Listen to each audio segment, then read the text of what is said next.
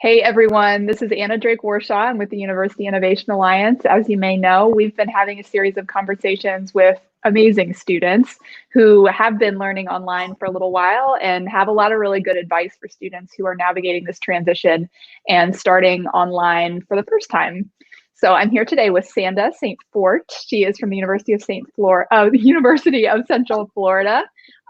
She is studying health administration, which is obviously very timely, and she is preparing to graduate this summer.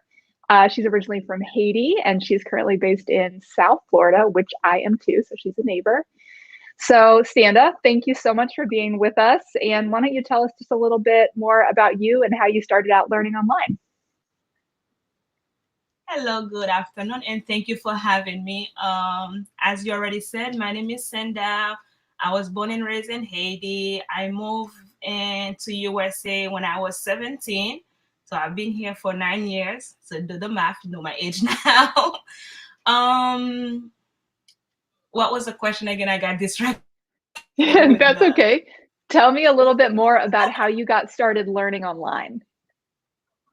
Okay, so I started learning online after I finished my associate degree at Palm Beach State College, which is in Palm Beach County, and I wanted to do get my major in the healthcare system. So I'm currently an LPN, and I wanted to stay in the field. Did not want to go back in campus. Not that I did not want to go, I did not have that option because of school, work. I had to balance the time. And I was doing some research, found out that UCF offered the health administration major. I did some research, more research, and review what they had to offer and what alumni student had to say, and it was a good fit for me. So here I am. That's great. And you are almost finished. So Yes. you have learned a lot over several years of learning online. So what would you tell yourself if you're looking back? What do you wish that you'd known when you started, that you figured out since then? Oh, definitely. I will just let myself know it's okay to take one or two classes at the time. It's okay to make mistake. It's okay to fail a class. You're not a failure. The only time you actually fail is when you give up. That's what I wish I knew, not to beat myself up. It's okay to ask for advice. It's okay to look for a support, even if it's outside your comfort zone. And there will be also time that I'll say it's okay to take a break too. And take a break. Don't even you don't have to reach your deadline when you expect it to finish. It's okay to take a break because sometimes the brain just needs a break so you can start over. That's great advice. So it sounds like you kind of got to give yourself permission and flexibility to figure it out, be patient with yourself, Yeah. and kind of get better at it as you go. That's great advice.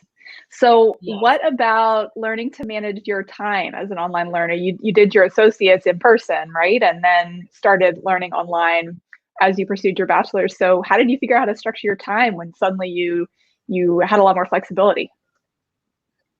Um, I'm still learning about that. Surprisingly, it sounds weird, but I'm still learning. Graduating this summer, I should have be able to say, "Oh yes, I'm perfect at this," but I'm still learning.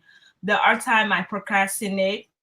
I have to be honest, I procrastinate, but I'm getting even better at time. When I was at Palm Beach State, I used to take one or two classes online, not fully online because they were hybrid courses.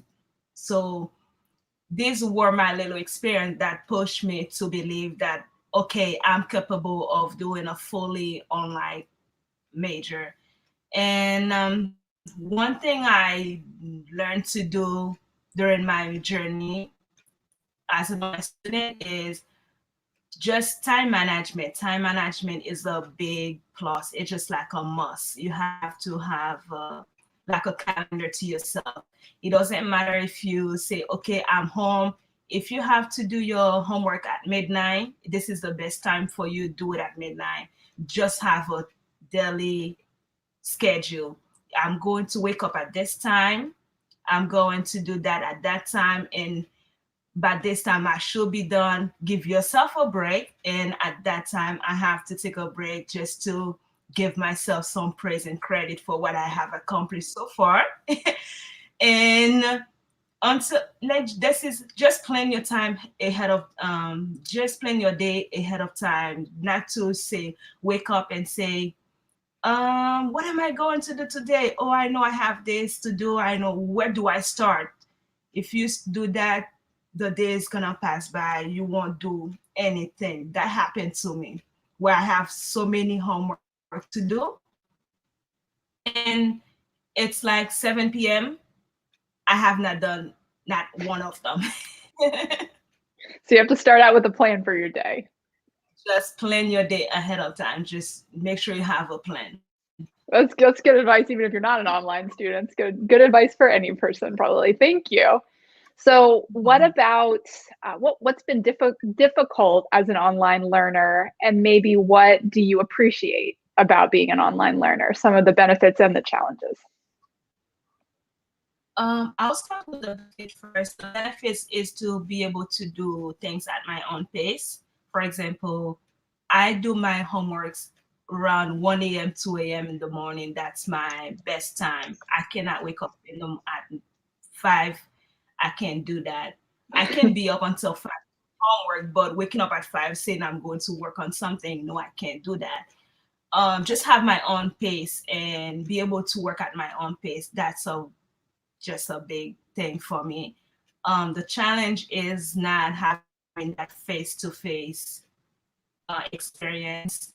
So I know sometimes when you are in class, the professor may be able to see your facial expression, how you manage in class, how you get involved and approach you, say, okay, do you need help? Or you see somebody who have a classmate who has the same kind of, I'll say, problem with you. And feel more confident knowing that somebody's in the same somebody have the same problem as you, so you're not alone, and you ask question. But as an online student, you can be shy asking your professors question because you may say, oh, that's a stupid question. Oh, if I ask this question, what will they think about me? Just certain things that you should have be able to reach out to certain people, but you just feel afraid to do it just because you don't know what they're going to say about you. Yeah, so it might be harder to ask for help, but easier to feel sort of isolated.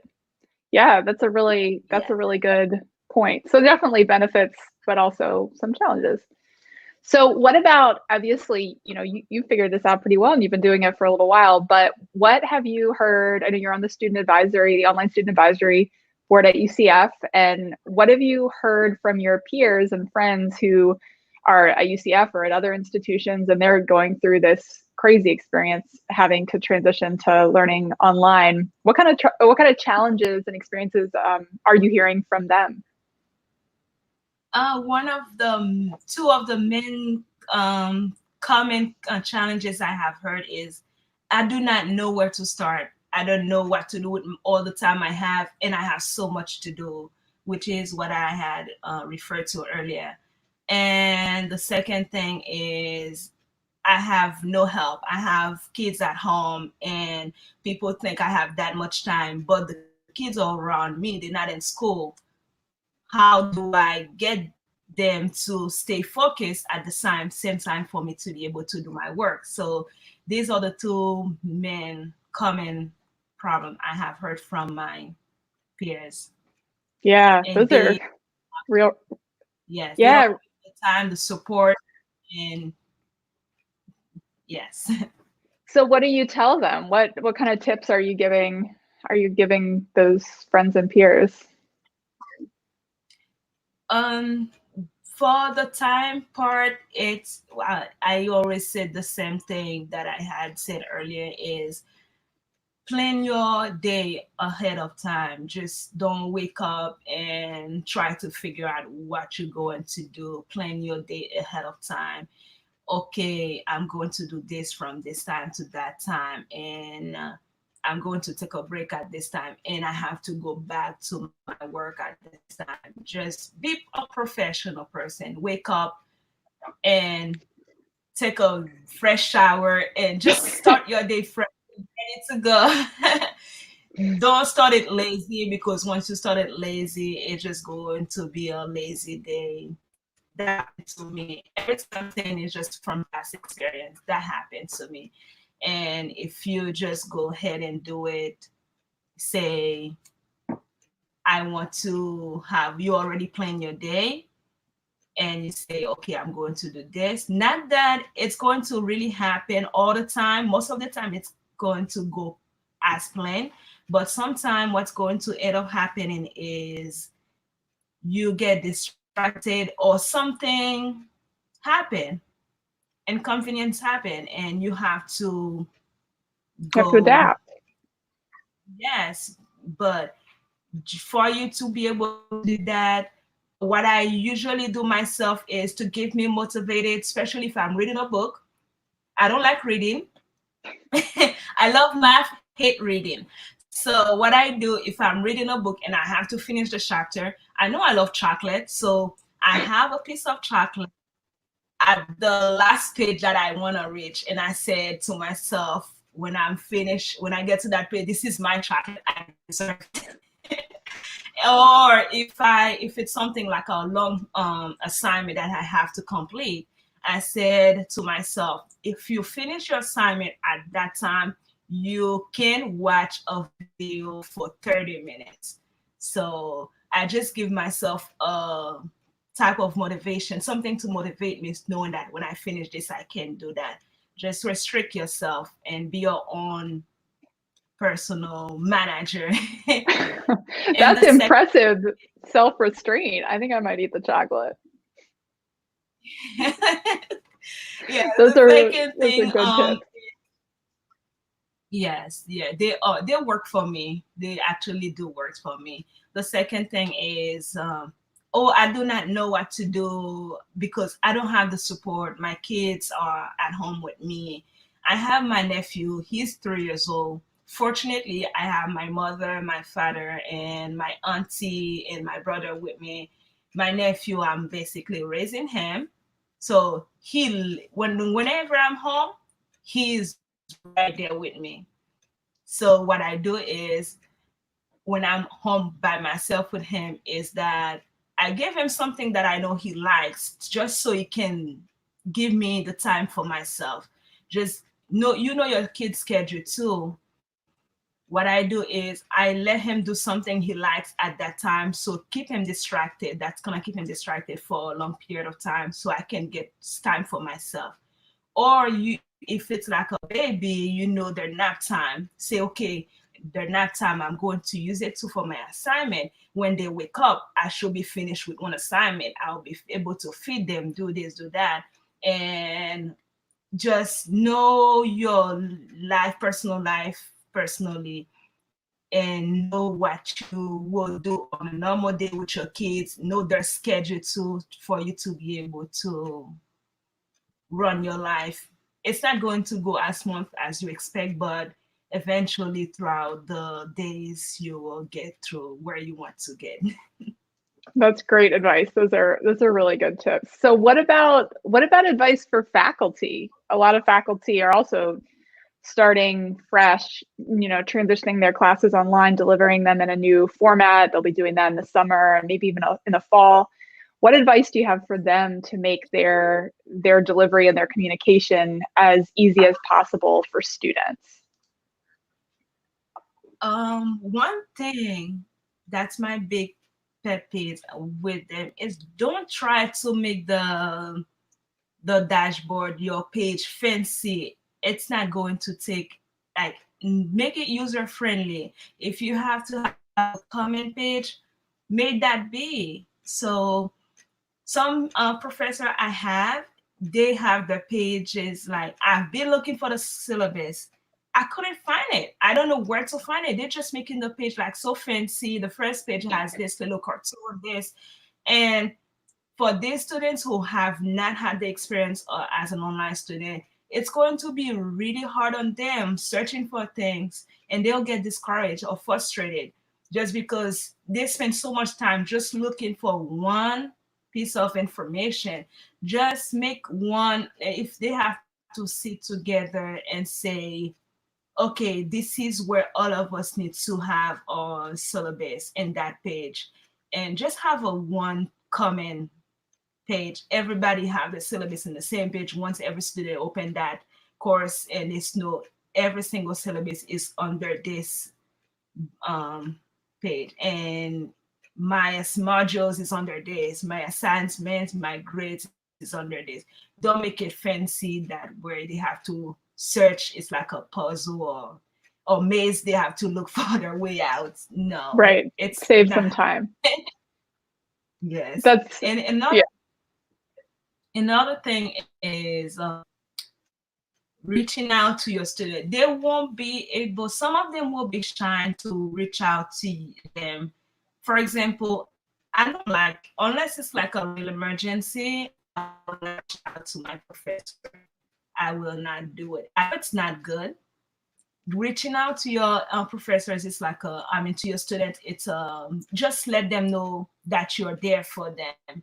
The first step you make, just letting them you're there for them, will give them the open mind, saying, okay, I have somebody there for me. I am a first generation college student. Nobody in my family is just have no background in that. I have nobody to go to when I need like some advice. Google or YouTube's my best friends when it comes to searching for things. And if I knew certain faculty, they will reach out to me at the beginning of the semester stating, okay, I'm there for you. I hate to be a burden for people. That's my problem. I think that's the reason why I act like that. And I believe I'm not the only one. So that's the reason why I mentioned that also. Reach out to your student, make sure they know you are there for them at in the middle of, for example, midterm. You can say, ask them, how you doing, how comfortable do you feel. Sometimes you may think the student is doing great, the grade are just perfect. They are not doing that great. They just came to the book, just pass the test, but they do not learn anything. And I know that has happened to me. There are like some courses I took. I just, like I told you, I can't lie. I love to be honest. I have took some courses. Ask me what they were about. I have no idea, but I passed them with an A. I just happen to read the book, but do not understand anything about what I have read. So reaching out to your student, just making sure you're there for them, and asking them what they will want from you. Just make them know that you are there for them. Will be a big plus. That's great advice. Well, thank you so much, Sanda. You have learned so much about how to be an online learner, and it's very exciting that you'll be graduating this summer. I know you're also in a field in health administration that's going to be that's experiencing a lot of turmoil and a lot of pressure right now, and you're graduating at that time. So, how does that make you feel, or think about what's next for you? Are you nervous? Are you excited? It's a combination of both. I'm excited and nervous at the same time. I'm excited because this is what I want to do.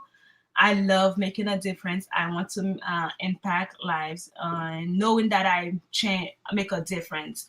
That's that's what motivate me, push me forward. I remember there was a time where I wanted to drop out and stop going to full health administration, thinking, is that really for me? Is it something I really want to do? And I remember, and this is one advice for student also, when you feel like giving up, just think about why you have started. So that always helped me to keep going. I remember why I have started this journey, and I have to finish. So I am excited because of that, knowing that I I love challenges. I hate routine. I love challenges. I love to know how to do this, trying to figure things out. And everything's going on right now. And that's just saying, I should have been there trying to think and knowing what to do and give my critical thinking. That's my thing. I love to think outside of the box, trying new things. And I'm nervous because I won't have that internship experience. I won't know what to expect. I do not know what to expect, and now I won't know what to expect. So I have no idea what to expect actually. What I want to do for myself personally is, which is something I have personally want to do, is not to look for a job right after I complete my major, is just go look for internship opportunity. It's not going to count toward my grades or anything. It's just for me personally. So if some employer who wants my school information to do that, it's fine. I can reach my advisors, my faculty, or my coach. Yes, but I will want to do that for myself just to make sure I learn something just for my Make own sure you're benefit. prepared. Yes, make sure I'm prepared before I get into the field, because I don't want to get there and not being ready. I don't want to do something and just to do it. I want to do something and knowing that I am making a difference while doing that. That's great. Well, you are definitely going to make a difference. Thanks so much for sharing all of what you've learned and your advice with us. And best wishes as you graduate and lend support to the medical and health professions field using everything that you've learned the last few years. So I know you're going to be great. We really appreciate you taking the time. And thank you everybody for listening, commenting. Please, if you're watching later or if you're watching now, feel free to comment or tweet at us on Facebook or Twitter, and we will follow up and answer any questions. And again, Sanda, thanks so much for talking to us. Have a great day, everybody. And thank you for having me. Have a great day.